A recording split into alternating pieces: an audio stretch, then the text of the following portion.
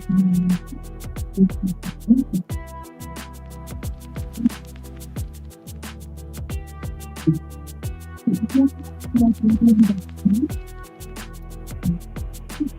just thought about that though.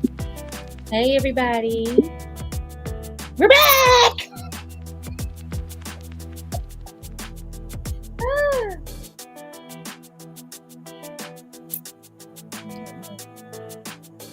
Dirty glasses. Yeah, it is that weekend, so I'm gonna have to move it anyway. I'm gonna have to move it to the 14th. I'll check with the hotel.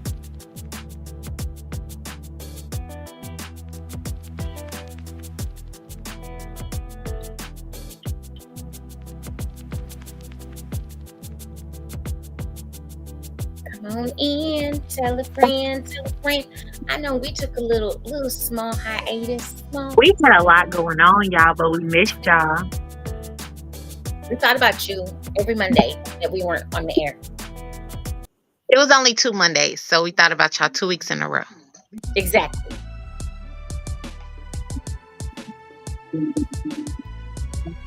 Hey, everybody, come on in. Let us know who's here. Say hello.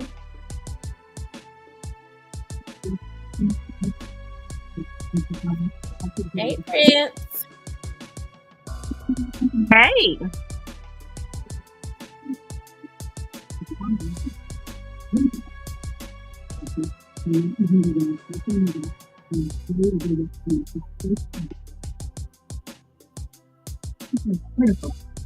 Come on in, everybody. Make sure you say hello.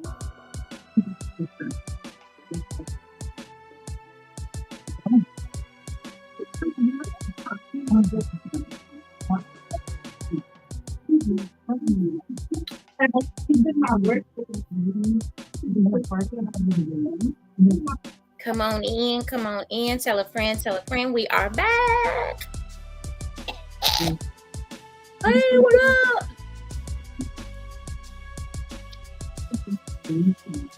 Hey, Thunder. Hey, babes.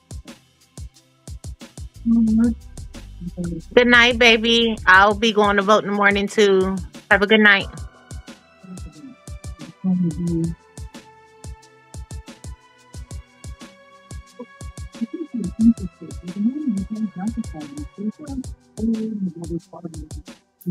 Come on in, everybody.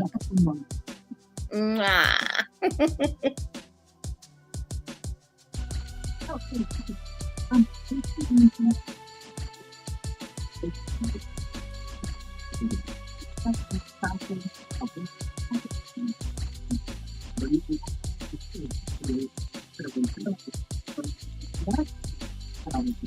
Hey, everybody.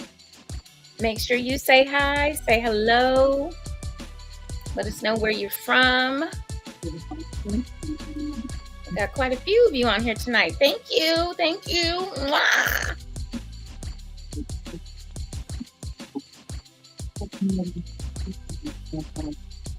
I hear you. Hey, Papa Joe.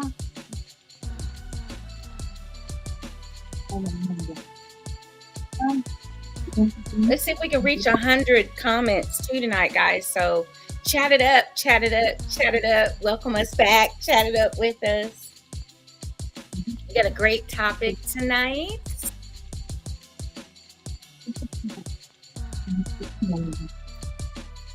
Yeah, I got an early morning airport run. So yeah, as soon as I get done with that airport run, I'm making that run right to the polls, baby. Right. I'm gonna be at the polls at 6 a.m. My daughter's mad that I'm waking her up, but the topic is apology languages tonight, Papa.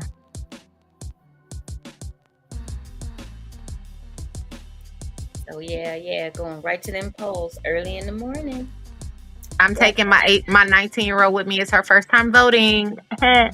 All right. Oh God, I'm not ready. I know. I know, right? Oh, I just thought about it. Hold up.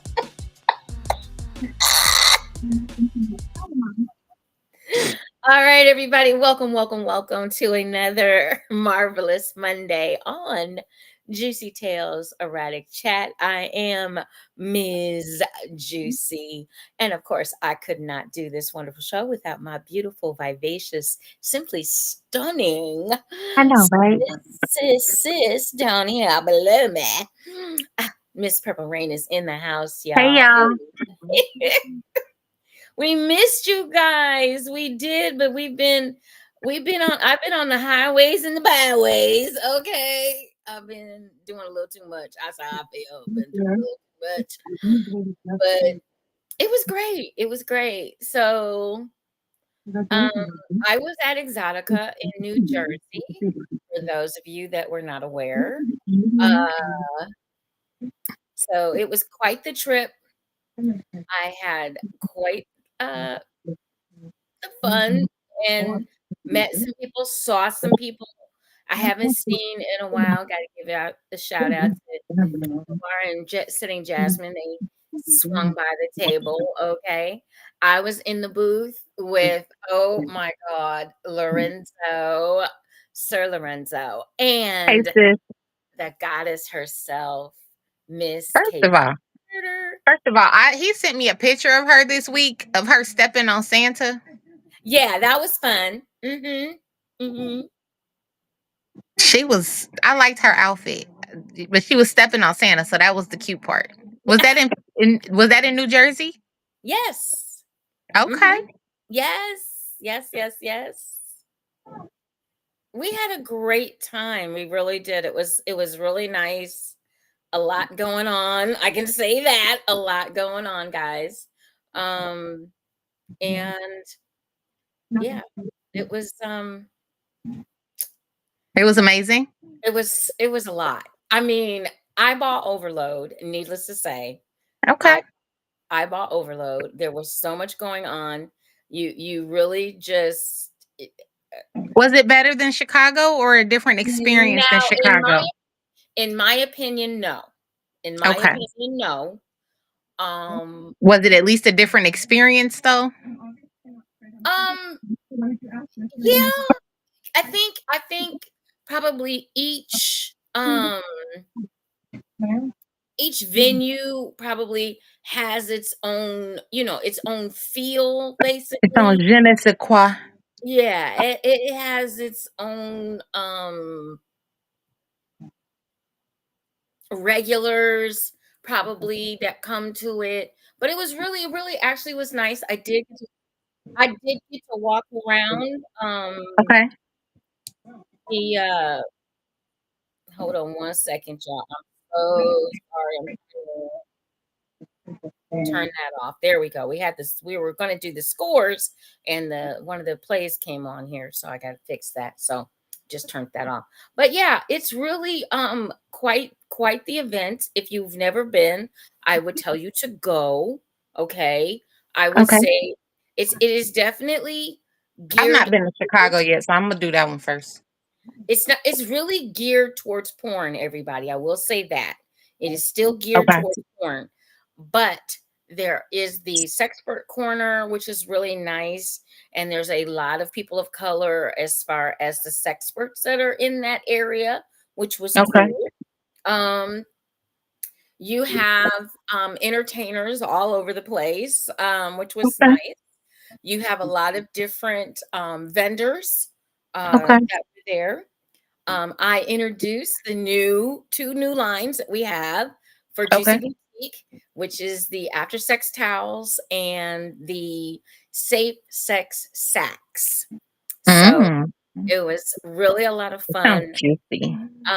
It was, and we had, um, the drive was gorgeous, except for Pennsylvania, clean up the damn dead deer. Okay, come on, come on. Pennsylvania's always a hard drive, I hear.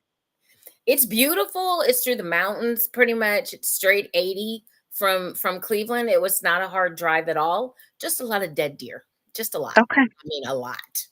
Um I'm here and for it. some a lot of construction, especially on the way back. Took me a lot longer to get home than it took me to get there. So uh Okay. but other than that, it was great. It was really great. It is a great event. Once again, guys, it's a 3-day event. The next one is in DC in December. And after that, in April, it will be in Chicago, April 11th through the 13th. I do Okay. plan on being in attendance for that, along with, drum roll, please, Miss Roxy on the pole. Whoop, whoop. We're gonna be working together Yay. for the Chicago event. So it's a Well, lot. I will definitely try to get that marked on my calendar to be there and support my sisters. Not sure what my April is bringing yet because we got some things in the pipeline here in Indy. But if I'm free that weekend, I'll be there. Mhm. Yeah, I would, like I said, DC Papa, I would tell you to go to DC. Yeah, if you're up that way. Now, once again, every time you go, ladies are free on Friday night. Just letting everybody know, Friday night, ladies are free. So a lot of women in the house. A lot of ladies, people are a little freer at this event, dress wise. You might see. I mean, it was Halloween. I seen Papa Smurf. Mm. Okay, Was there he were a Papa lot Smurf of for real? there were a lot of people dressed as cows. I just want to mention that. And I have a new cowboy. He's on my Instagram. I made some great connections with some folks. I'm very excited about, just being able to go. And I want to thank Lorenzo and the goddess Casey for letting me hang out in their booth and Mm-hmm. sell my little stuff and allow them to walk around and have a good time. And, she was playing with Naughty Santa. I just want Casey to know I'm finding glitter still everywhere. I bet she keeps she's, glitter. she's the glitter queen.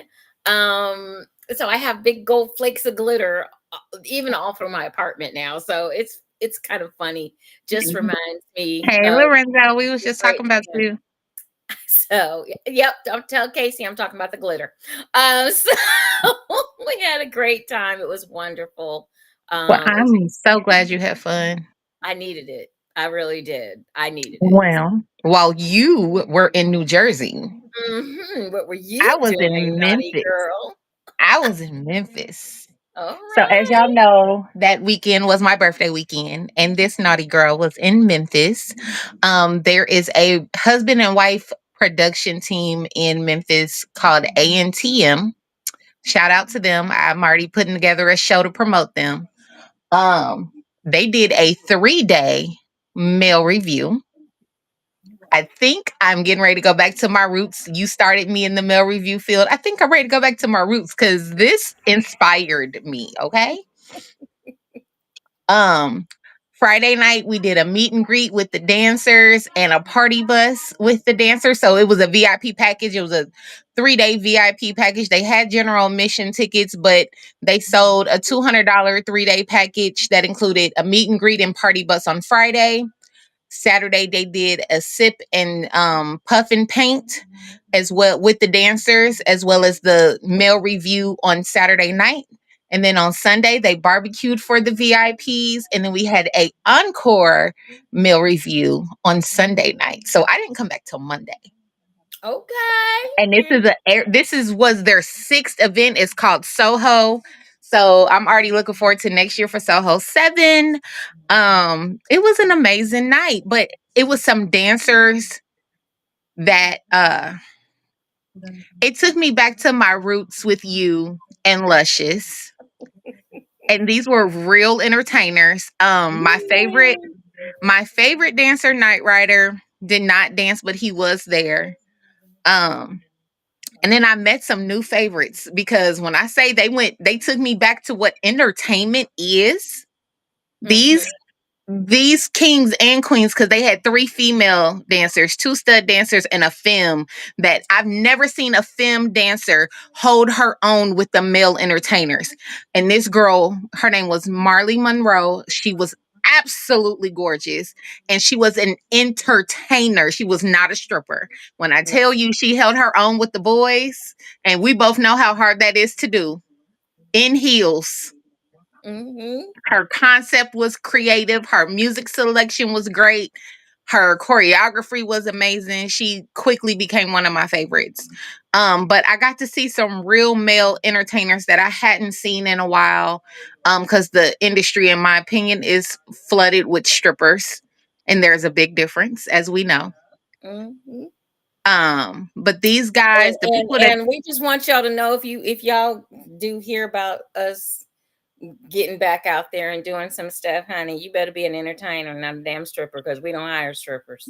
I'm now learning how to do my research, because baby, the entertainers that this couple that Keith and his wife picked for this event, and that they have, most of these entertainers were repeats. They had a Mhm. couple of rookies new to their event, but they had their favorites and some that had been there at all 6 events back to back. Um, they're worth it. There was a Mhm. couple that took all my money, and you know me, I'm stingy with money with entertainers. There was a couple that could get, I almost thought about cash apping them on Sunday because I ran out of singles. Okay. Oh, Let's just put that out there. They almost got my cash app. Um, but yeah, it was a good time of networking and meeting new people. Like I said, I do okay. plan on bringing Keith and his wife onto the show and talking about the entertainment, because he's been doing this a long time. He used to do shows in Chicago as well. So be expecting that. Like I said, even if it's not on the putting an event together, I'm definitely about to get back into my entertainment bag, even if it's just researching and talking about them, being your local entertainment blogger. Okay. Hey, So like it I was a good said, time. we've done it. We've done it. I've done it all. We've done it And I all. was right there with you, so I know. Right. It is a big difference. And um, shout out to them for having entertainers and not strippers. And Because shout out to my girls that went with me. My girl Ann, she okay. put the girls trip together, and it just happened to fall on my birthday weekend. She's another one that's a sucker for a real entertainer. All Um, right. All right. so she put the weekend together and showed us the package and booked the Airbnb and did all the managing stuff. So shout out to my girls. It was 5 of us that went. Next year it's gonna be even bigger because we've already decided to go back. Um, yes, it's a good time. It was good. It was great networking. Definitely something I want to continue. So, Okay. Well, we definitely got to keep our eyes and ears open mhm. for that event. So yeah. Let's make that happen. I will. I met a male entertainer also at Exotica, who happens to be here in Cleveland, and Okay. he's putting on an event. So Valentine's. So we'll see how that goes. But it's really fun to get back into your roots and just meet new entertainers is number one. Just meeting new guys Yeah. and appreciating uh, their talent, and the men and the women that do this, because the ones that really invest in their bodies, invest in their costumes, invest in their music, invest in their craft, are the ones that really you want to hire. And yeah, they do cost a little bit more, but that's okay because they're gonna put on a They're show. worth it. They're worth it. show. So yeah, I'm happy let you me let me just speak on this. My favorite of all of them, because Night Rider is my babe. But my favorite from the weekend was this guy named Sensation. Girl, he came out in what was that character? It's a Marvel character. Oh my god. Why can't I remember? It's a white skeleton mask.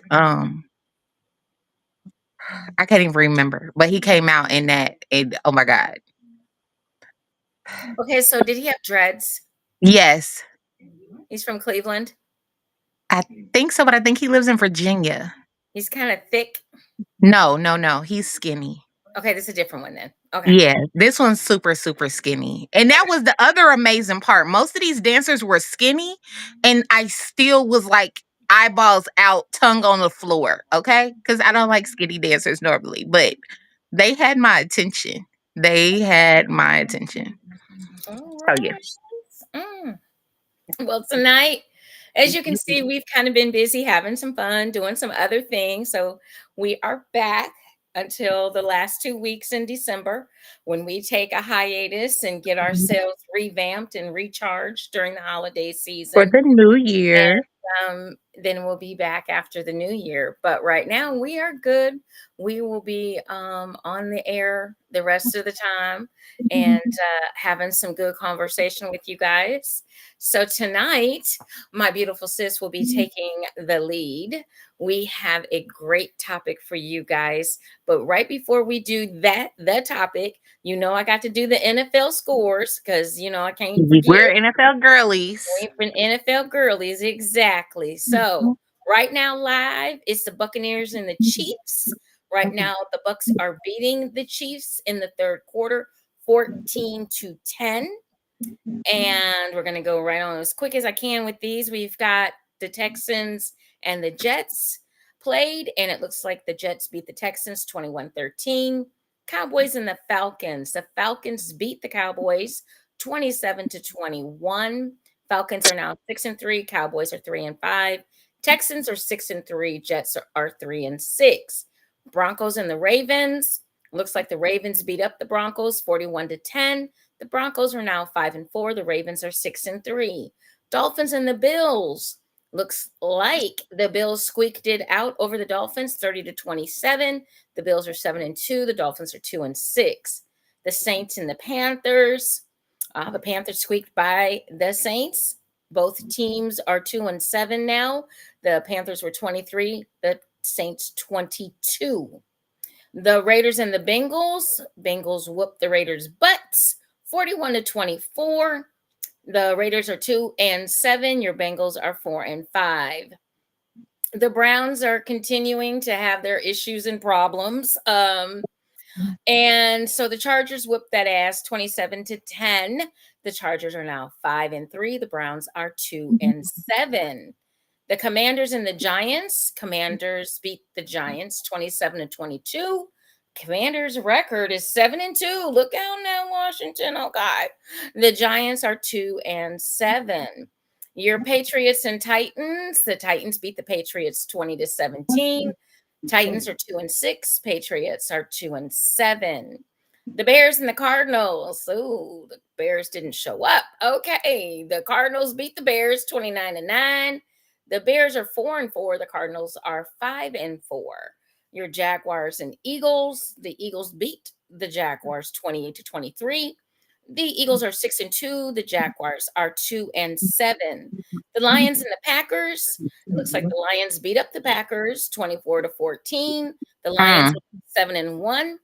And the Packers are 6-3. The Rams and the Seahawks. Looks like the Rams squeaked by the Seahawks 26-20. The Rams are 4-4. The Seahawks are 4-5. The Colts and the Vikings. Looks like a pretty tight game, but the Vikings pulled it out.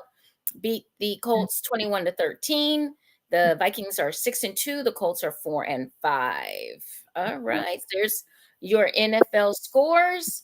And one other announcement before we get into our topic tonight. Get your asses out and vote.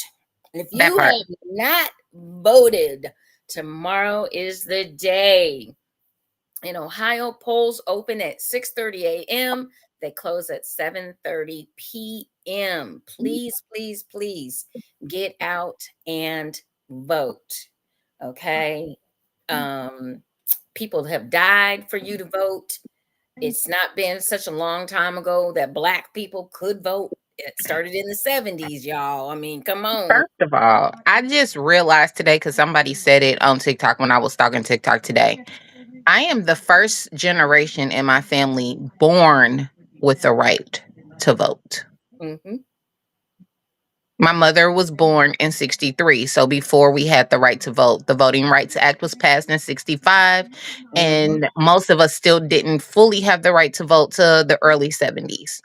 So I was the first generation in my family born with the right to vote. That is crazy because that proves that it was just not that long ago that we had the right to exercise our right. And for anyone sitting on the sidelines, don't. Which is why I'm dragging my daughter at 6 in the morning because Don't. she's 19. Everyone should be exercising their right to vote. And I'm going to tell you right now, they hope that you are complacent. They hope that you do not go out and vote. That's why they, and if it wasn't important, okay, for you all that want to keep bitch moaning and complaining, oh, my vote doesn't matter. It doesn't count. Blah, blah, blah. Bullshit, bullshit, bullshit. Get rid of the slave mentality, motherfucker. Get rid of it, okay? Because guess what? If it didn't matter, they wouldn't be trying so damn hard to take away your right to vote. Exactly. So please Exactly. get out and vote. And to my women, if you've missed it today, I was on my soapbox. I'm gonna be on it very brief so that we can get into this topic. But ladies, I don't care if you black, white, pink, purple, green, or gray. I don't care if you're a Republican. I don't care if you're a Democrat. I don't care if you're independent. Ladies, understand this. Understand this. Women are dying. They have taken us back to back alley abortions in a lot of these states.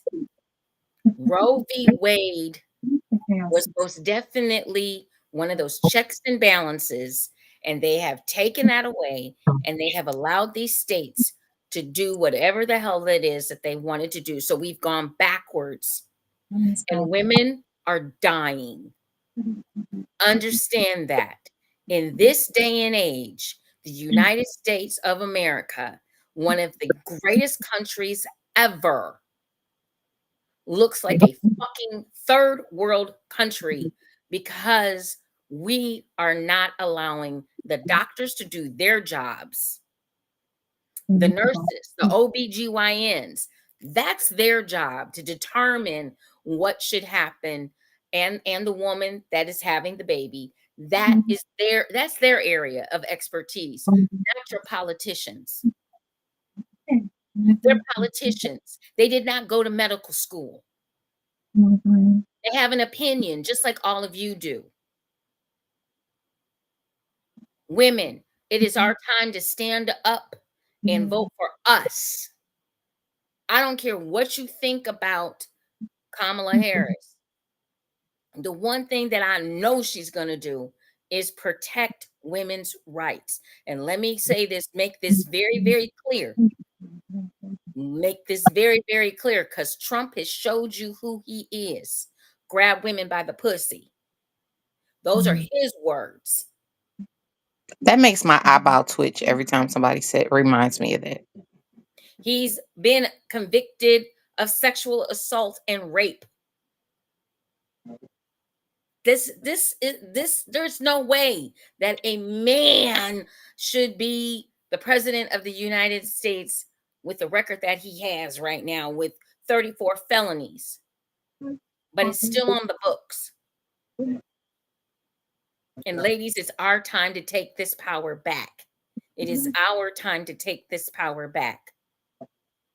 Understand how important it is. Women are dying. They're bleeding out because doctors will get 99 years in jail in some of these cities if they perform an abortion. Understand that babies are being born that should be aborted only because the parents have been told that the child is not going to live outside of the womb. These women and these husbands that are by these women are suffering. There is a woman that just had to give birth to a child that she knew had a disease, and the child lived for about 90 minutes, and they held it in their arms while it tried to get a breath. Can you imagine what that's like? No, I don't want to. I don't want to. So we got to do better, ladies. We need to take this over. If you have not voted, you better think twice about voting for a misogynistic pig. Someone that does not care about your rights or your daughter's rights or your granddaughter's right, or your great niece's right, because all of this is going to affect every last female in the United States if this idiot becomes president. Let me explain one other thing so that you all make sure you get the full picture, because they're going to strip all of our rights away. So that means husbands can rape their wives again. I bet that's going to be right back on the books, isn't it? How about Mm. you step by the water cooler and guess what? Somebody fills you up. You're not going to be able to complain to HR because, oh, it's the good old boys club. And instead of, working your way to the top, you're going to be sucking your way to the top. Okay. So please, ladies, understand they're trying to take us backwards. So get out and show your power by voting and giving this man another "we don't want you, Trump, you fired." That's my soapbox. I mean what I say. I said what I mean. It is imperative. Get out and vote, ladies, and do not vote for that idiot, because he's trying to take the women back. And that fool that's with him, ooh, I don't even want to get started on that idiot. Okay. Okay. That one's an idiot, but Mm. it is what it is. No, I it ain't is. gonna tell It is. y'all who to vote for. I'm gonna tell you But who to vote for. I just told you. I know you can go vote for who you want, but in my opinion, okay, there's only two choices, and to me, one of those choices is not very good. So there's one. Okay, that part. So, with that being said, go vote. Okay? thank you. But tonight we are going to talk about apology languages. Now, as y'all know that intimacy and couples loving on each other and knowing how to read each other and knowing how to love on each other is always my thing. And we've talked about love languages before, and most times when it comes to relationships, all we talk about is love languages. What we don't talk about is apology languages. So I did some research on it, and on the love language test, there is actually a apology language test to learn what your apology language is. So those five choices are: make restitution, request forgiveness, accept responsibility, expressing regret, and planned change. Like make a plan to go vote. Okay, go ahead. So, with that being said, we're going to get into this a little bit, but what I want people to understand is that understanding your apology language is like understanding your love language. It is the way that you appreciate or want someone to apologize to you. And those are the ways that you usually show your apology. When it comes to relationships, though, just like understanding love languages, you have to understand that your apology language might not be your partner's apology language. And what you expect might not be what they expect. So, in turn, you have to understand that they might apologize differently than what you would like. And understanding how they apologize, as well as understanding how you apologize, is going to make things a lot better and keep you from being frustrated. Because Or just like love, or keep you from feeling like they didn't apologize the way that. that part, or feel like they didn't apologize at all. Because just like with love languages, y'all be feeling like they don't love you because they love the way that they know to love, right? Hey, Janet. Hey, Janet. So, first one we're going to start with is make restitution. This is actually my love language, and it came up on my test at 32%. So, I have these at the order that I'm giving these in are happen to be the order that I tested because I wanted to, to see where I was at.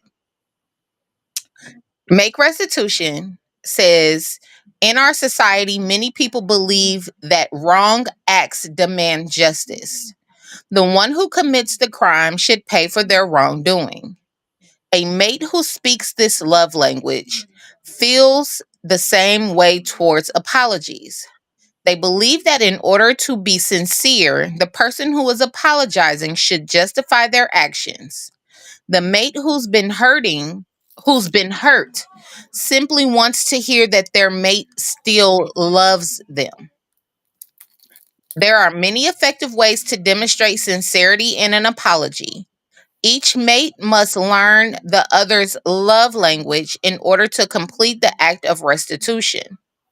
Though some mates may feel as though all is forgotten with a bouquet of flowers, they may not necessarily work for all mates. Every mate should uncover what their partner's main love language is: words of affirmation, quality time, acts of service, physical touch, and receiving gifts, which we've talked about those before, and use that specific love language in order to make restitution in the most effective way. For a mate whose primary apology language is making restitution, no matter how often you say, "I'm sorry, I was wrong," your mate will never find an apology sincere. You must show strong efforts to make amends. A genuine apology will be accompanied by assurance that you still love your mate and have a desire to right the doings committed. So that makes so much sense to me, because in order to make restitution to me, it makes sense that that was my biggest one. Because in order to make restitution to me, and we're going to use me as an example, I like my two main love languages, acts of service and acts of affirmation, to be given. An apology is one thing, saying you sorry is one thing, but show me. Mhm. Fix the thing do the thing that I'm fussing about. If you missed my birthday, I don't necessarily like gifts, but it's the effort.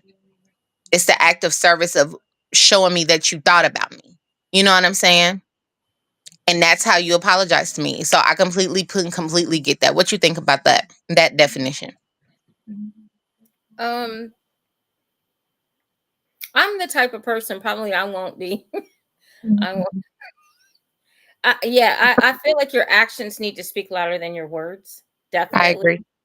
When you're because otherwise, to me, it's like Apollo lying. It's not apologizing. It's Apollo lying. Yeah. Um, I like to see because change.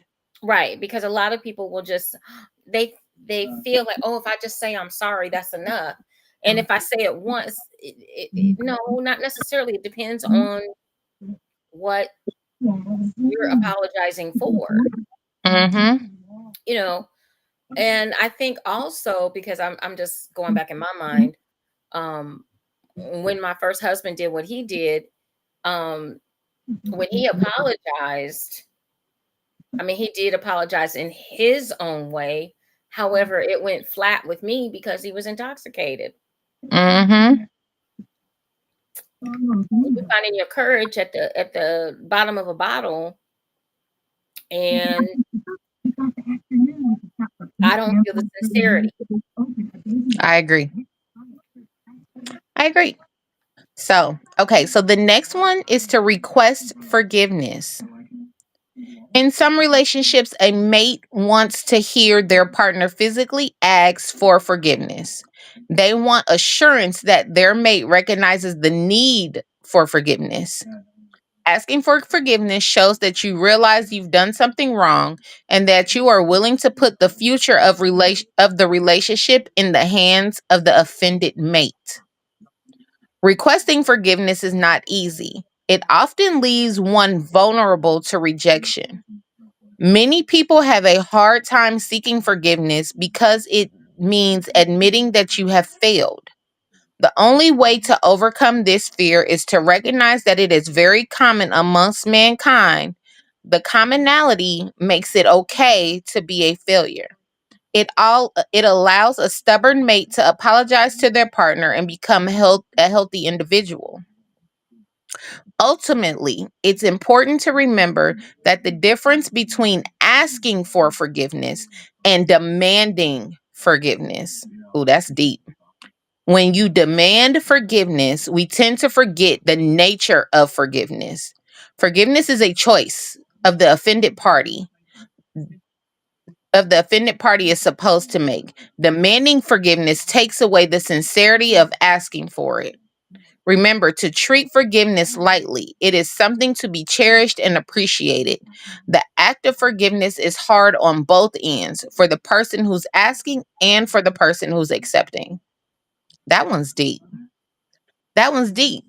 Because I feel like a lot of people do demand forgiveness. They be like, you have to forgive me. No, I don't. I'm forgiving you for me because it clears my mental. I can forgive and not forget. Right. And So, I usually say that I can forgive you, but I can't forget. but it's still my choice to forgive you because there have been tons of people that I don't forgive. And the thing of it is that I think now let me ask you this, because a lot of people that forgive someone, let's say they forgive you, yeah, you're forgiven, but as soon as you get in a fight or you something You throw it similar, back up in their face. you That's why it says forgiveness is a choice. Because you have to actively choose to forgive somebody. That means not throwing it back up in their face. later on. Mm-hmm. Some of you need to learn to let shit go, and some of you don't. And you hold on to it, and you go back and get it, and you can't understand why you can't move forward. Yep. You can't move forward if you keep looking backwards. And especially if you're in your relationship and you're in your, you've gone through the tough part, and now it's time to it takes time. It takes time to earn back trust. It takes time to um earn that commitment. It takes time. But if you're Definitely. if you're gonna keep going back and grabbing the bad moment, you're never gonna move forward because you're always gonna be back there. And it wouldn't matter what the person said or did, because you have to be open and receptive to the apology in order for it to actually work. I completely agree. The more I read these, though, even reading the titles of what type of apology languages they are, I feel like they go all hand in hand. And even though you might apologize in one way over the other, they all kind of go together to give a true apology. You know what I'm saying? Yeah. Because I feel like that one, I feel like requesting forgiveness still feeds into making restitution. Mm-hmm. It's just based on the order of the person. So I like that they all fit into each other because with love languages, some love languages don't all fit into each other. You know what I'm saying? He said, that's how most vanilla women operate, right? What? Which way, Papa? I would prefer forgiveness over permission. Yeah, I saw him say that. Some things can't be fixed. He said that too. Mhm. Well, while he's giving me the answer to what he was saying, I'm gonna go to the next one. I, Except, I'm just gonna say go before you ahead. do that, the part about some things can't be fixed. Uh huh. But if you're going into this and you want to fix it, you will fix it. You can't go into it. I believe you can't go into it with a negative vibe. You've got to be open to wanting to fix it and make it That better. is true. I completely agree to that. You can't go in there like you still angry and mad and hurt. I get it, but if you're truly trying to fix it, then truly try to fix it. Exactly. Exactly. All right. So this one's a big one for me. Even though it was my third on my list, I feel like mentally, the questions that they asked that led to accept responsibility weren't the right questions or were paired with maybe the first one for me. But accept responsibility. I think that's big. I tend to do that a lot when I apologize is accept responsibility. And I feel like that is a big part of apologizing, is understanding that something you did offended the person, um, and accepting that responsibility for causing that hurt. So it says, accept responsibility. It is very difficult for some people to admit that they're wrong. It makes them doubt their self worth, and no one likes to be portrayed as a failure. However, as adults, we must admit that we make and will make mistakes. We're going to make poor decisions that hurt our mates. We are going to have to admit that we were wrong. We must accept responsibility for our own failures. For many individuals, all they want to hear is the words, I am wrong. If the apology neglects to accept responsibility for their actions, many partners will not feel as though the apology was meaningful and sincere.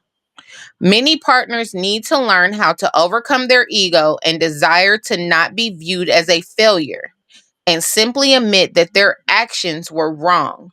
For a mate who speaks this apology language, if an apology does not admit if an apology does not admit fault, it is not worth hearing. Being sincere in your apology means allowing yourself to be weak and admitting to your mistakes. Though this may be hard to do for some people, it makes a world of difference to your partner who speaks this language. I would change the word weak. I think it Yeah, makes I you don't like the word weak, I don't like the word weak. I like the word vulnerable. I but think people still don't like feeling vulnerable. right, but I don't think you necessarily. I think there is strength. I feel like there's strength in admitting that, hey, I blew it. I was wrong. I messed up. I think there's strength in having accountability. I think there's Right. strength in owning your shit. That part. I don't think it makes you weak. I just think that, you made some people, and some people don't know. I hate to But say that, and you're but right, it doesn't make you weak. I believe that too, but I do believe that people equate being vulnerable with being weak, and that a lot of people, that's everybody's hesitation towards it. hmm, Especially men. Men do not like feeling vulnerable because they think it makes them less of a man. I can go with that. I can see that.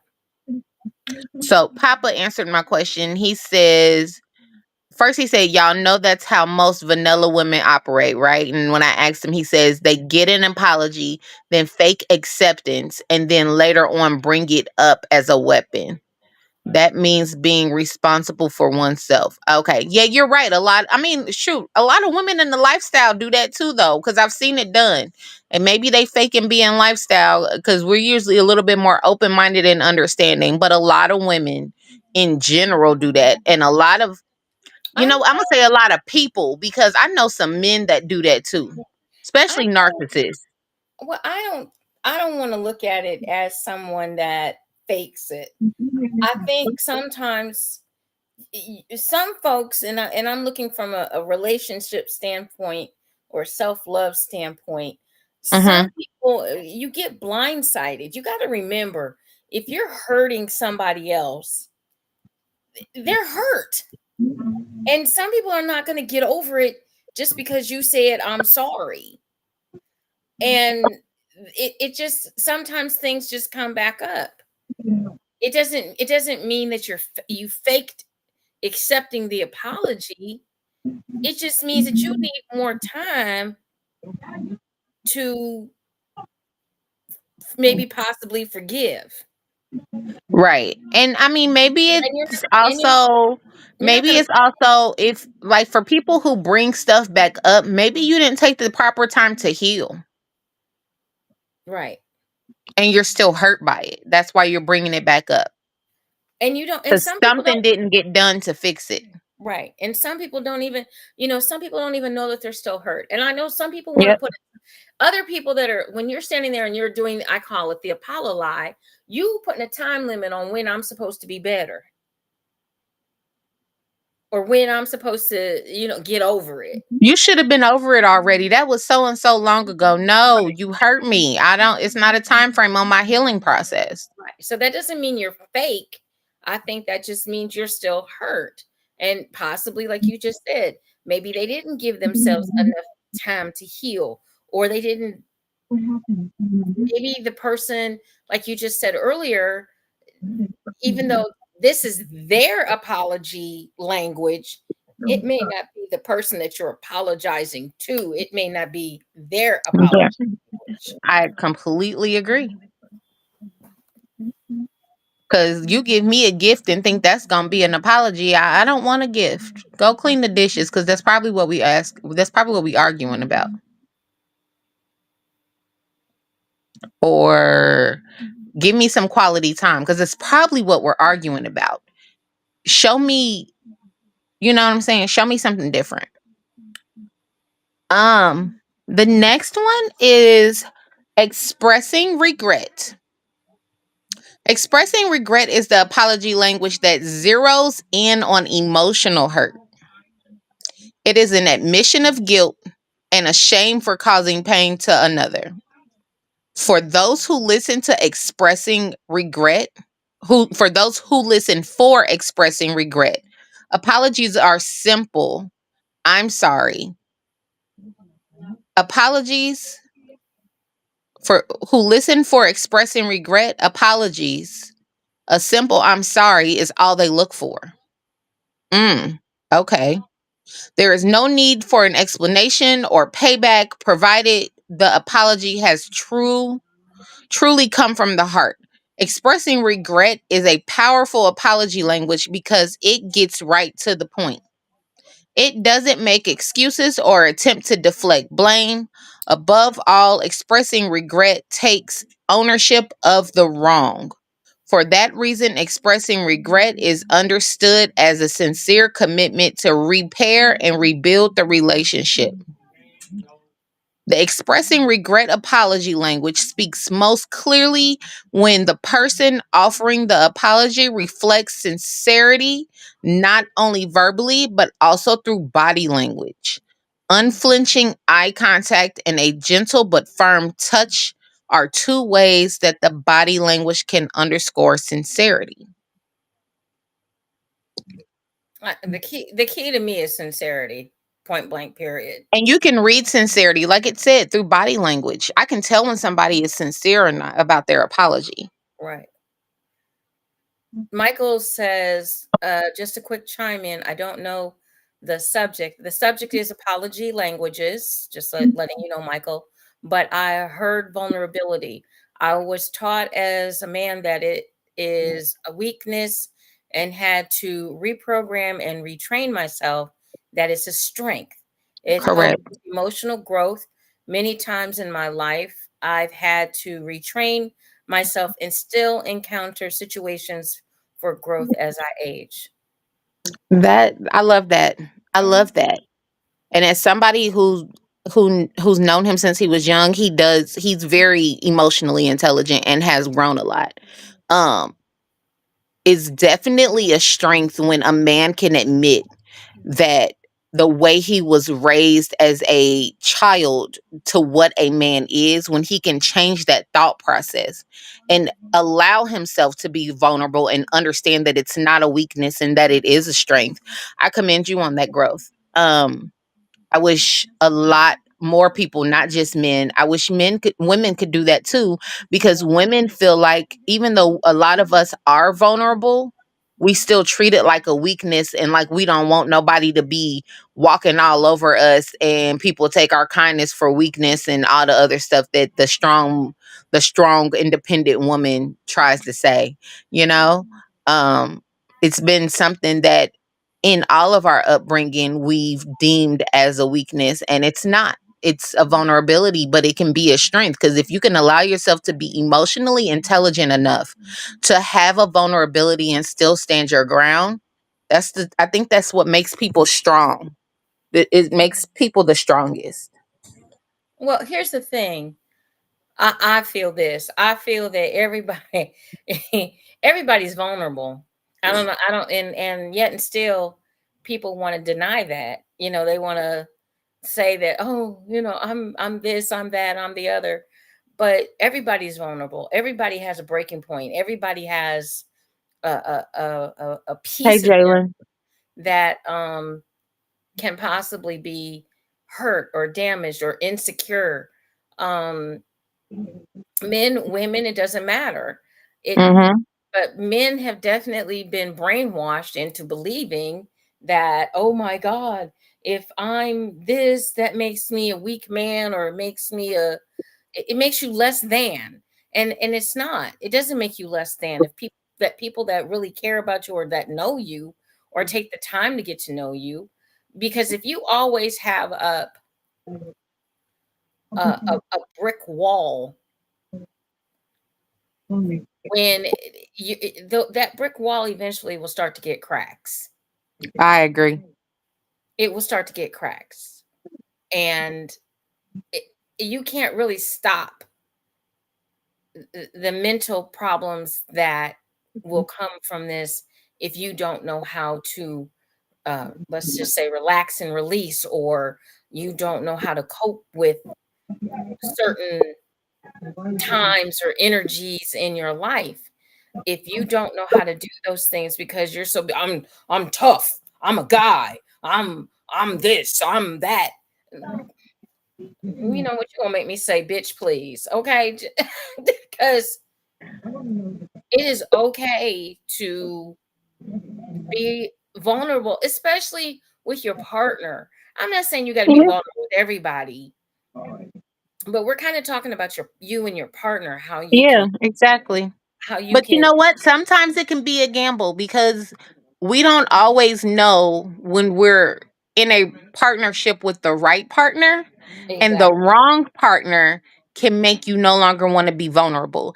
It Yep. took a lot of therapy for me to be able to be open enough to be vulnerable with any partner until they prove that I can't be. Hmm. Some people, once one person hurts you, that brick wall goes up and you're never vulnerable again. And I will admit that it took some therapy to learn how to give people a chance to get that vulnerability again. Um, in order to build those bonds and relationships to see if that person is my person. Because when that brick wall is up, you're not going to ever know. And trust is key. Trust And is once definitely key. the trust is betrayed, it's very difficult to get it back. I completely agree. Very difficult. And that's just like in my situation with my husband. It's my ex. It was never about the other woman, it's about the lie. Yep. Now I can't trust you. It's about losing that trust in my partner. So You are my person, Papa. when you're um when you're sitting here and you're going, um I can't trust you. And that's like, it's kind of like, let's say he says, I'm going to get a loaf of bread, I'll be back in 10 minutes. And he doesn't come back for another 20 minutes. But the reason it took him so long is because he got stuck in traffic, or there was a wreck, or there was this. But that trust has been broken. Yep. And it can be the slightest thing that can trigger the memory. Triggers are a weird thing because Mm, even though because you can feel like you're healed from something and somebody else does something similar to a former partner, and it can trigger some things that you thought you were healed from, and it be like going down a hill in a roller coaster. yeah. Michael said it is a gamble. If you are vulnerable with the wrong woman, she will call you out your name and tell you to man up, and that will cause you to shut down with the next woman. That is so true. But Hmm. that's with us and men too. Especially if women have dealt with the narcissistic man, and I know a lot of people try to just put that title on men because there are women that are narcissists too. But when you've had a narcissistic partner that always makes you feel like you're to blame, regardless if you're a man or a woman, when you try to be vulnerable again in a new situation, it's hard because the last time you were vulnerable, you were told that it was your fault and you need to fix it, and that they didn't do anything wrong and that you were doing everything wrong, and And you're you made to need to feel man less up, you than. need to woman up. Yeah, when and make you feel crazy when all you're asking for somebody is to not so much have common sense, but to just listen and meet you halfway on something. Mhm. This is what I need from you. This is what I'm asking from you. And then they turn around and say, well, it's not my fault. It's your fault. And you're taking it out of context. You think you know everything. You're trying to control the situation. And you're like, no, I just need you to put forth an effort. I'm putting forth an effort. And now I'm getting blamed for asking you to put forth the same effort. So the last one, this one's hard for me because you can plan to change things, but a plan change with you can say you are planning to change, but without the intentional effort to do so, it can fall on deaf ears and it can be hard for someone to trust you after this. So, plan change says for some individuals, plan change is the convincing factor in the apology. Some mates will doubt the sincerity of an apology if it is not accompanied by their partner's desire to modify their behavior. To avoid the situation in the future, admitting you are wrong creates vulnerability. It allows your mate to get a glimpse of your heart, the glimpse of true self assurance that the apology was sincere. One important aspect of planned change is verbalizing your desire to change. Your mate cannot read your mind. Though you may be trying to change inside, if you do not verbalize your desire to change for your mate, most likely they will still be hurt. It is also important to dedicate a plan for change. Often apologies involving change hold on. Often apologies involving change fail because the person never establishes steps of action to help ensure success. Taking baby steps toward change instead of insisting on changing all at once will increase your chances of successfully changing your ways.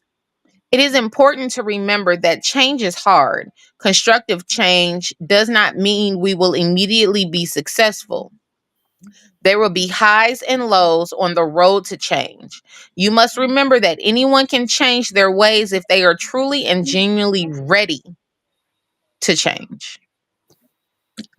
That one is hard on the person getting the apology because you have to be able to also have the patience to give your partner time to change.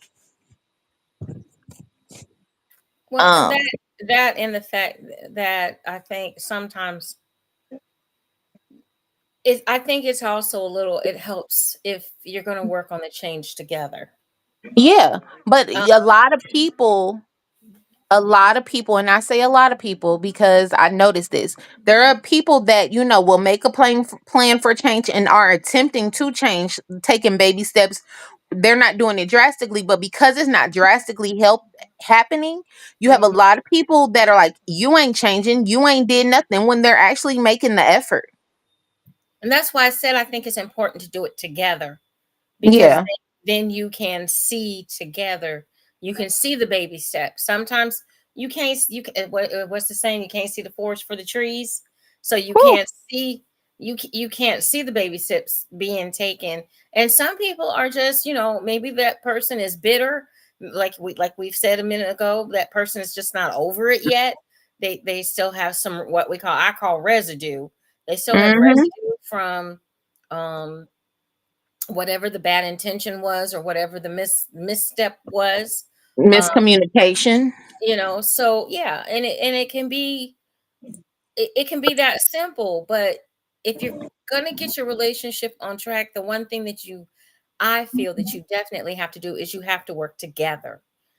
And you have to be able to say, hey, look, you know what, That's true, Papa.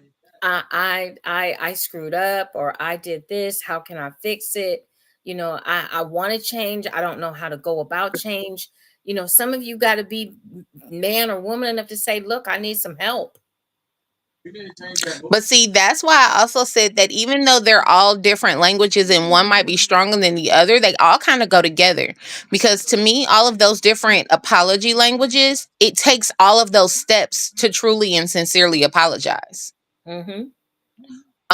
Regardless of which one is your particular apology language or the strongest one for you, it takes all of them to actually work because, again, just like love languages and how you expect to be loved might not be how your partner, when it comes to apology languages, expects to be apologized to. Yes, they do both must be willing to move forward. Mm-hmm. Um And one of the biggest things to me, even with apologies and people changing and people making an effort, if one person in the relationship is hurt, and maybe I feel this way because I'm big on therapy now, but go to counseling. Mm-hmm. Counseling will help you work through the brick wall of what you all are going through in an apology. What? I'm your local counselor. Thank you. Oh, you so silly. It helps the communication when you have a third party helping you communicate. And the other Because thing, and if you do go to counseling, look, guys, you're gonna find out some stuff about yourself. Be open to it. Don't sit there, be on the defensive, legs crossed like this. Be open to what they're about to say because the counselor is going to ask you some questions, and you're going to need to be open and honest. and you have to learn to listen. Exactly. Even if you don't do counseling, when it comes to one or more parties in a relationship being hurt, you all have to be willing, in order to sincerely apologize or receive an apology, you have to be willing to listen.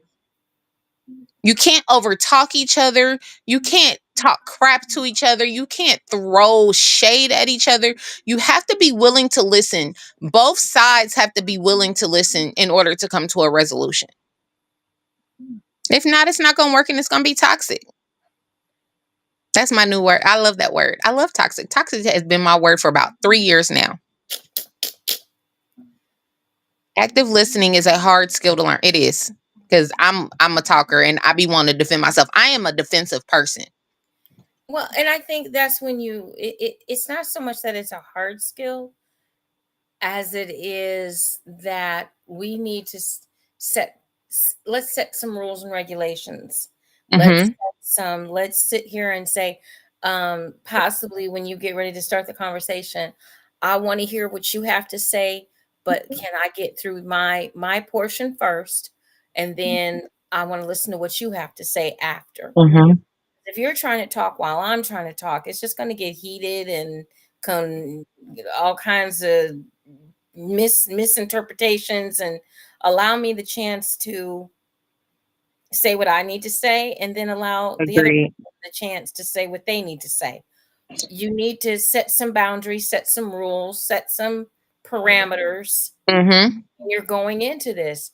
Put your phones down, put your iPads down, turn the TV off, be somewhere where you can have a calming area where you can sit down and work this out if that's truly what you want to do as a couple. Exactly. I know for me, active listening was a hard skill to learn as an adult because as a child and a young adult, I always felt like I went unheard. So the older I got, I would overtalk people because I was gonna demand my voice. You know what I'm saying? And I Mhm. had to learn that balance of being heard and listening and active listening.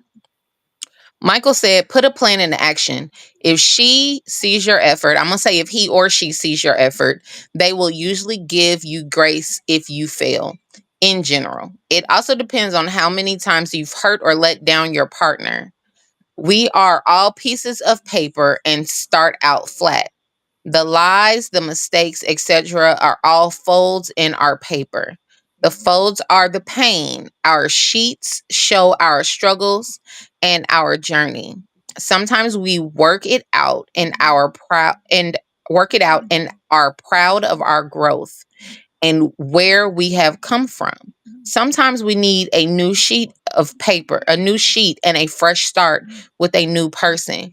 But you need to grow from that old sheet, the past, and not repeat it. I need to be a guest speaker one night so I don't have to type all that. I might have you on one day, Michael. I might have you on. Here's the thing. You can Your relationship is your relationship. It is what you want to do with it. Excuse me, but the biggest thing that people need to understand about relationships is they are work. You have got to put in the work. Yep. And the work is communicating. It's 3 C's: clear, concise communication. You have to be able to talk to the person that you are with, not I yelling, agree. not screaming, not hollering. And part of your talking skills is shutting up and listening. Papa Joe says hurt is different from being let down. That is true, but a lot of people feel like being let down is hurting them. So it just depends on the person that you're dealing with and the mind frame that they have, because a lot of times they can be one and the same for some people. Yeah, being let down can be hurtful. Yep. It can be hurtful for a lot of folks. Because it can lead to disappointment, um, which can once again be hurtful. Um, Especially if you're depending on that person. If I'm depending on you to pick me up and you're always late, if I'm depending on you to, you know, pick up the kids or stop by the store, and you get to talking to somebody else and you forget about going to the store and blah blah blah blah blah. There's just so many different scenarios that can go to, but Correct. the point of the matter is if you have communication. Oh, hey, let me call my girl real quick, or let me call my guy real quick. I was supposed to be doing da da da da da. If you're constantly communicating, um that that makes things a little bit better. At least I know what's going on. um People get over being upset or mad much faster than they do being disappointed. That's true. Not everybody. Some people, come on now, y'all know there's some people that hold a grudge from from they stay mad. They feel like staying mad. Some people like that. Some people like, um I've met people, they enjoy misery. They enjoy being angry. Misery loves company They too. enjoy being angry. They enjoy being, um I grew up with a couple people like that. I can think of one of my girlfriends. I mean, always, and I'm sure all of us have a person like that in our life, always a sad sob story. I remember, Hmm. like I said, one of my girlfriends back growing up. I mean, always. And it got to the point where, ooh, I don't think I want to talk to her right now. I just, ooh, look who's calling. No.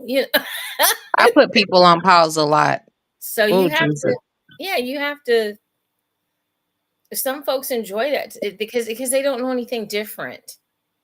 And they don't know that this may not be a healthy relationship. Hmm. Just saying, because it's the only thing that they've ever seen. So I agree. everybody's a little bit different. Hey, Darnell. I enjoyed being on your show yesterday. Sorry. Hey, Darnell. I've never been on your show, but hey. I actually, me and my friends, the Carters, and some other friends of mine here in Indy got invited to do his show on YouTube yesterday. It was a live recording. So I got to. It's up now, so I'm gonna be posting that on my Facebook page here real soon. So having the ability to know or understand when you're hurt is key. And sometimes that hurt comes back.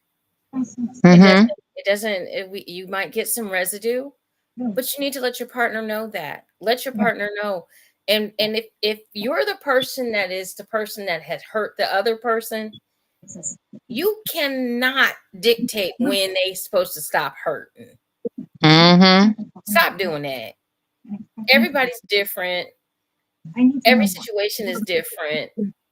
Everybody copes with things differently.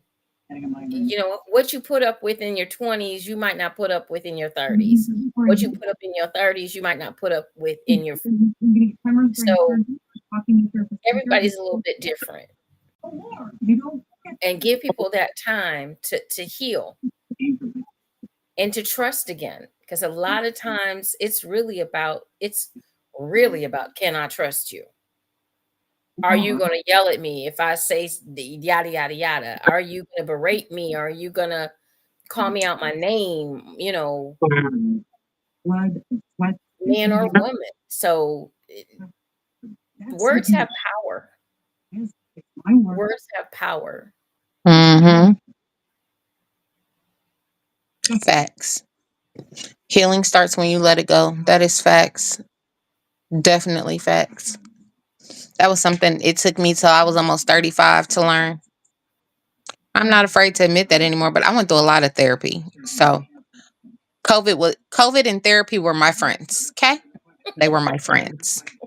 COVID sat me down and taught me a lot of shit about myself, about why I was the way I was, the hurt that I thought I had healed from that I didn't heal from.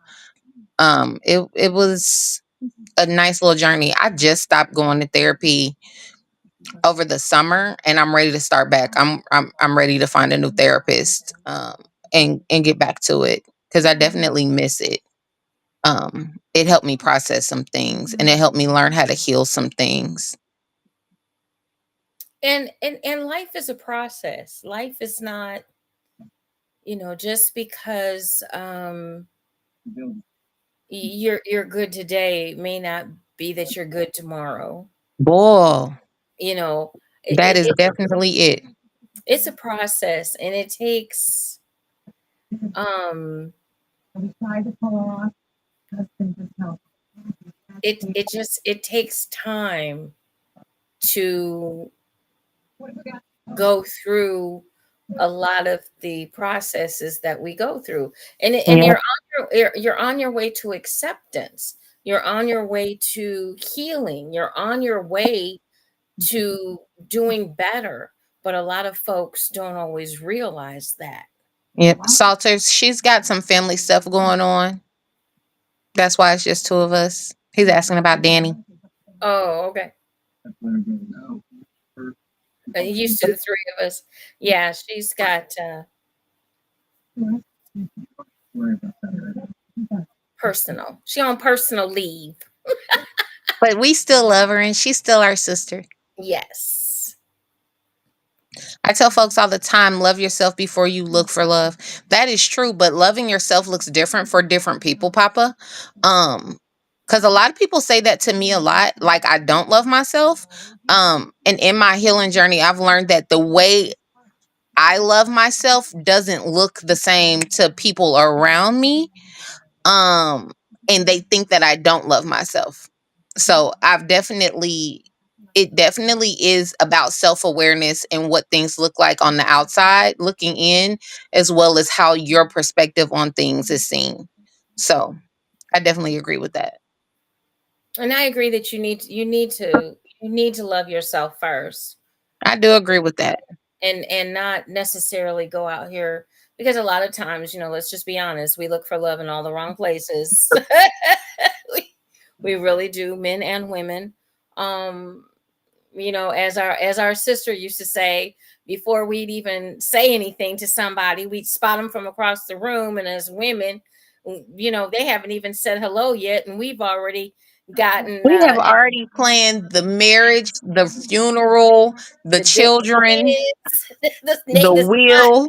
She wouldn't say all that, but I agree that I think that we would plan it all. I have looked at a man And like, I want him, and I have planned the first date, the second date, the third date, the Mm-hmm. engagement, the wedding, the children, and the funeral with the will. Yeah, Okay? Beginning and to end. I have planned our whole 50 years together in, and in my and head. y'all ain't even said hello. Ain't even We ain't did nothing but look at each other. from across the room. Ain't said nothing. So everybody, like I said, is a little different. But give yourself grace. Number one, give Hmm. yourself grace, and know what you want. Be intentional. I Very think intentional. I think Intentionality is key. I don't think we're very intentional sometimes. I think we get caught up sometimes, guys and women, we get caught up in looks, we get caught up in uh, superficial shit. Let's just say that. We get caught up in that instead of the real touchable, tangible stuff We that get caught up in looks. We get caught up in sex. We get caught up in touchy feely. We get caught up in conversation. We do not get caught up in the stuff we supposed to get caught up in. right. And then we trying to listen to an Apollo lie. So You and that word, Apollo lie. Apollo lie. I like it. I like it though. I like it. That's my word right there. You gonna follow like especially when I know We love you too, oh, Danny. I know there's my girl. Oh my gosh. Danny, I liked your Hi. Halloween costume. You look sexy, mama. Papa Uh, gotta see your soul. Yeah, I feel you, but that comes from maturity, Papa. Not everybody is there yet. You're a little older. You have a little bit different type of maturity level. Plus, with your dynamics, you have to be able to do that because it can't be about all the superficial things. yeah, and some folks are just kind of stuck in that puppy love, kind of area or phase when getting to know you, the beginning. So just know that relationships take work. They're not instant grits, y'all. It ain't just like add some water and that's that. You want them old fashioned grits that you got to simmer and put some love into them. Maybe a little bit of cheese, a little salt and pepper, a little garlic powder, a little onion powder. You got to add something to it, Some seasoning. right? Some Lowry's. Whip it up a little bit. Get some Lowry's up in there. You can't just. And not just no Lowry seasoning salt. They got seasoned pepper now too, y'all. You gotta whip it up. That There you go. smack your mamas. There you go. Not all of us can cook. You know what, Papa? So You know how we are as women. We use different analogies. well done, baby. Thank you, Bookie. I be trying. I be trying to act like I'm smart. You did good. You are smart. I be in my Smart. intelligence bag You're when it comes to this. important, and you're special. I be feeling like these topics. When I pick a topic, though, I usually pick a topic that I know is also gonna help me. As I'm helping other people, I try to help myself too, because I struggle with things just like everybody else. Yeah, and I mean, we all do. I mean, Hmm. all the topics that we usually talk about when we're, out here trying to get everybody straight, or at least thinking different. Getting you off of the Open mindedness. yeah, doing the same old thing and getting the same old result. Yeah. Sometimes you're going to try some different things, and um, there's nothing wrong with counseling. There's nothing wrong with keeping up with your Thank you, Papa. counseling. There's nothing wrong with bouncing ideas off of friends that are not yes people. Uh, Hmm. so, but most importantly, you have to open your mouth and talk, and you have to close your mouth and listen. Facts. That last line is big fact. Mm. And You have to sometimes, open your ears and close your mouth. yep. And sometimes listen with your heart a little bit too. Yeah. Listen with your ears in your heart. Have a little compassion, have a little empathy. But once again, For everybody that's within our voices, tomorrow is election day. Vote, vote, vote, vote, vote. Get out and vote. From what I understand, it is November 5th, and we can remove some trash that is on the ballot. And it's not Puerto Rico, It okay? sure in the hell ain't. Mm-mm. That pissed me off. I never in my life. And then he gonna come out with a trash truck. No. I don't remember what, it was somewhere in the South, but on the East Coast, there was a parade, a Trump rally parade. And one of the floats were a float of somebody dressed like Trump pulling Kamala with chains, like I saw that shackles. too. That is the most disturbing thing I've seen this whole election cycle. I saw that. Outside of the crap that comes out of his mouth and the things that come out of the people that support him, the stuff that they say, that was the scariest. That to me triggered the reality of the divide that this is causing. You know what I'm saying? Right. And it's so crazy because I've picked up a couple of Trump supporters, unbeknownst to me when I get to their houses and I got to pick them up. But we don't talk politics. We just talk I regular stuff. And Yeah. like I said, Kamala's right. We had more things in common than not. Mhm. But I'm not gonna, I may never break bread with them, but we can have a civil conversation. We can sit down and talk about our views. I have But friends that are Trump supporters. And you want to know something? We didn't become friends based off our political views because we avoided politics. A lot of people, based on the jobs you have and the career paths you have, you always have been told to avoid politics. And you mhm, do have a lot more in common with the people that are actually on the opposite side of the aisle than you really know. That doesn't take away from the friendship or anything like that. You just have to agree to disagree on some things. And politics is one of them, especially when it's not a racial divide. You know what I'm saying? Because right. I'm talking about black people and white people, people of different other POCs. We have just completely different views on what it is that what this election means to us and our values. So, and I've had to learn how to differentiate the two because I know that line that he says all the time that drives me nuts, even though I knew he didn't mean it in the way that I'm about to say it. There are good people on both sides of the aisle. Mhm. And this election to me has proven that the amount of Republicans that I have talked to that have been able to articulate their views, and even especially the ones that are able to say, you know what, we were wrong in voting for him the first time, and we're going to right our wrong by voting for her this time. Those conversations, I think, mean more to me that have happened in this election cycle than any other argument I've ever had about politics. Well, not only that, but people are realizing as he stands in front of folks that unfortunately he's twilighting. And I don't know why people can't see that. I can. He's twilighting You mean like from Alzheimer's? from either Alzheimer's or dementia. He's twilighting. My great uncle had Alzheimer's. So I knew in the Everything that he ever said about Joe Biden, he's also doing. And it's an age thing. yeah. But I mean the thing of it is that he's twilighting. I don't even know how to explain it more than that because if you watch some of his speeches, if you do watch even bits and pieces of it, he goes away and he can't be out. The best thing about the debate is where I really saw him twilight. Yeah.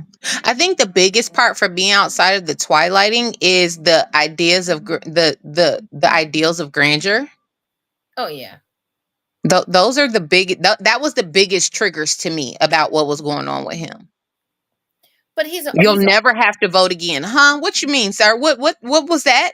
Say that again. Well, my Repeat favorite that. one is he stood up there in front of Christians, and if nobody Said knew, he wasn't a Christian. and I'm he not said a he wasn't Christian. a Christian. I'm not Christian, and I'm like, well, what are you standing up there in front of them for then? Why I'm are like, you begging for their vote if you're not a Christian? if you're not a Christian, and I'm like, did anybody?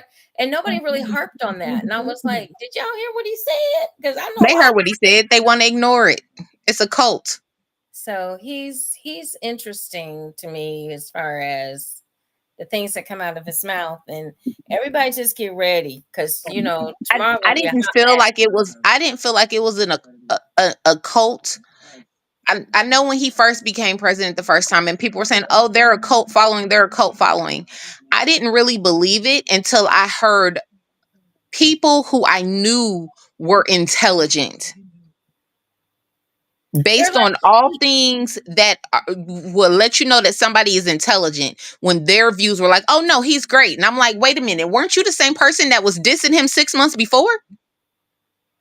How did you change? What did he say to you to change your mindset and to brainwash you when you was actually against this man prior to?" well, look at JD Vance. I know. He's That's what I'm quote saying. unquote People running like it. him, who are relatively intelligent, for lack of a better term, became cultivized by this man. My thing is he's got something on all these people. He got something on them because I mean, I am just I knew it was a cult when Pence shook his thought process on him after they threatened to kill him. there's just like When they put that noose up there and put a dummy up there and put the sticker on it that said it was Mike Pence, and that woke him up so fast. no, because they threatened his family, they threatened him, Yeah. they were gonna hang you, baby. And he was gonna let it happen. Matter of fact, he Fact. sent them over there to do it. No, they can't tell you when America was great again, Papa. I mean, if They you gonna say America, but it if you keep, that's the other thing. I can't stand that slogan. That's the stupidest slogan ever. When America was never not great. So I mean, at least not in the way that he means it. We have our issues and problems just like every other country. But to stand around and say America is not great, maybe you should leave. Maybe you should get off the island. Maybe you should go back to wherever it is your ancestors came from. Because if you don't think this country is great, why are you here? And you didn't do anything in the first 4 years except screw up a pandemic and have millions of people die under your watch. You had a perfectly good economy handed to you by Obama. And before we even got to the pandemic, you had screwed up the economy. mhm. And where You're is right, Papa. He was bullied. But it wasn't just him that bullied him. It was the whole Republican Party, because the Republican Party knew that Trump could not win without Pence. and Indiana was happy to give him Pence. Just Well, like he was done being governor. He couldn't run again here. I'm just saying, and Ohio was happy not to have JD Vance. Okay. Mhm. So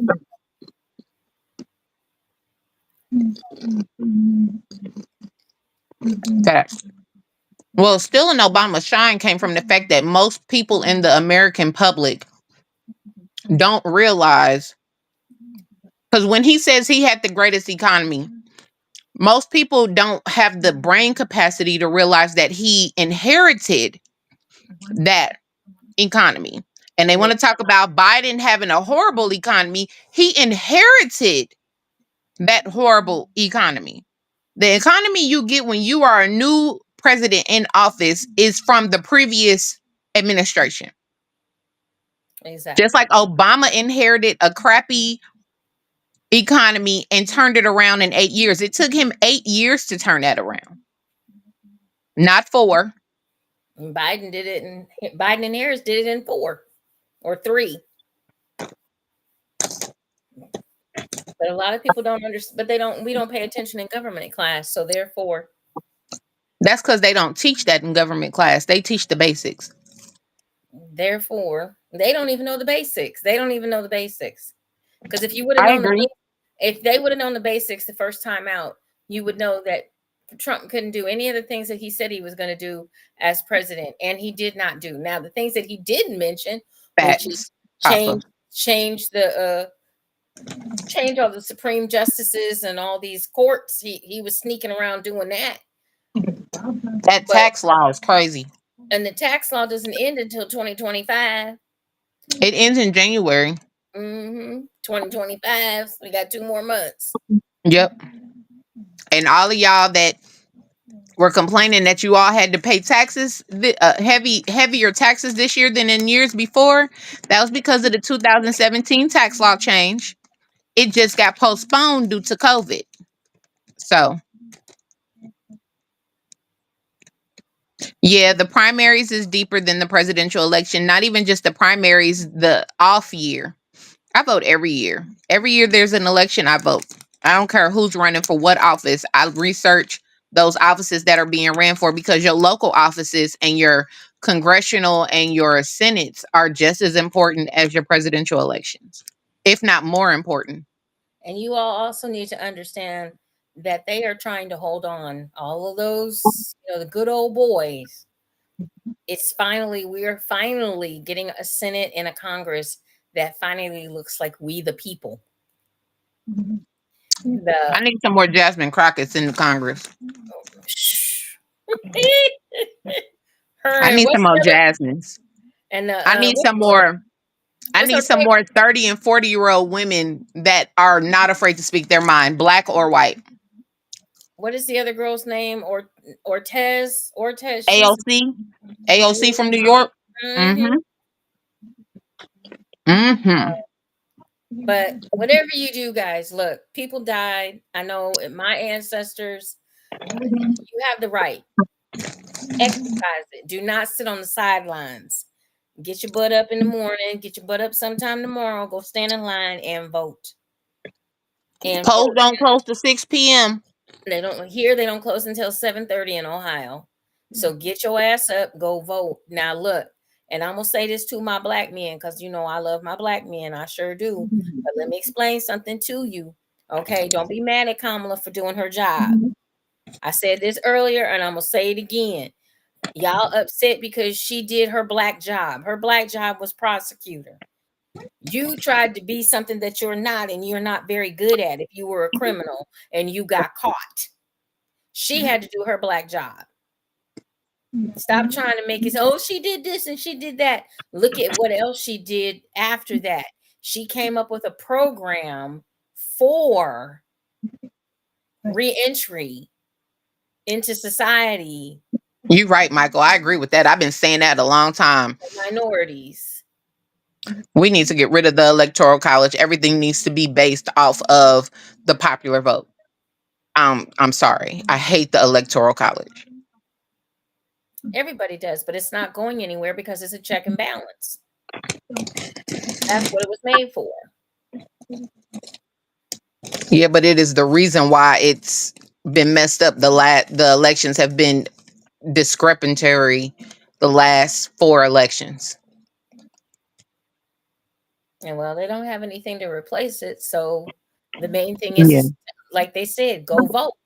If everybody would vote and not sit on the sidelines and think that their vote don't mean nothing or their vote don't count. But the Electoral College is why people feel that way. And I understand that, but you got to go vote. The Electoral College is still based on numbers. In order for you to win the state, you got to win the percentage. You got to win the numbers. I agree, but what you have to understand is with gerrymandering, especially with rural areas, the Electoral College is always going to pull some states in one direction or the other. Because the populace only lives in a few cities. Right. The general what do you call it? The general population that votes one way or another is based off of if it's a rural or a city. You know what I'm saying? Mm-hmm. In most urban cities, unfortunately, not unfortunately, but tend to be more democratic versus rural areas tend to be more Republican. Right. The problem is gerrymandering with the electoral college. Those more democratic leaning areas, those more urban areas tend to hold the populist vote.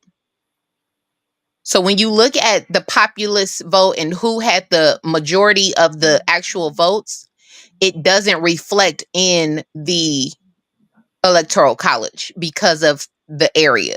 You get what I'm saying? Right. And the other thing is, once You again, can have once 60% again, you of the got to vote and know. still not have the electoral college, and that's the problem. Right. And you still got to know who is and what, and everything is public knowledge. It has to be public knowledge. So you can know what senator, what representative voted for this, did that. Go look at their records. Go look at their records. That's how you keep them in check, how you keep them in line. And if they're not doing what you all want them to do, vote them out of there. But you can't vote them out if you don't vote. Right.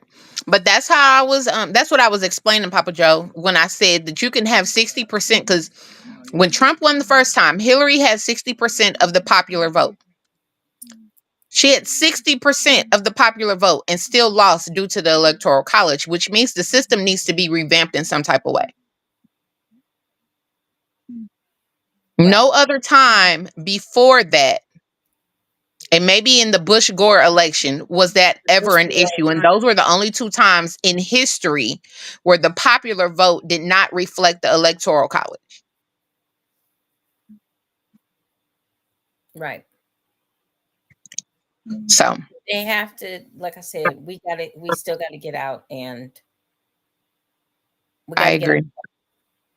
If you don't get out and vote, if Bob down in, Boone County can go ride his cow to go vote, and you sitting on the front porch, I'm sorry, Bob with the cow needs to win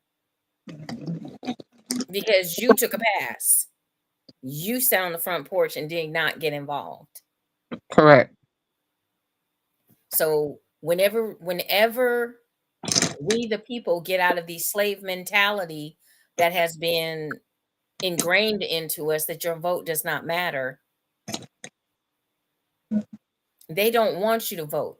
That's why, like I said at the beginning of the show, if our vote didn't matter, they wouldn't be doing all the stuff that they're doing to try and stop us from voting, like Facts. setting ballot boxes on fire, Huh. like gerrymandering, like moving the finish line, so to speak. Okay, with that. Hold on. You got to also remember there's been a lot of counties that absentee ballots did not go out, Yep, all of that. especially in Georgia. All of that. Well, of course, because Georgia flipped blue last time. How dare they? Yep. So understand they don't want us to vote. They want us to sit at home and be complacent.